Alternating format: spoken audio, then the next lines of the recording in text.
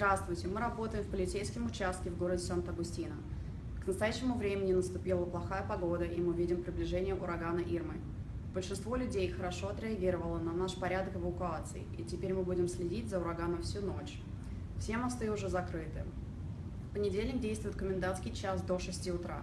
Мы просим вас оставаться там, где вы находитесь, пока мы не определим, что ураган безопасен для вашего возвращения. Продолжайте следить за новостями города Сант-Агустино в социальных сетях. Оставайтесь в безопасности и сильными. Like it, share it, tell your friend.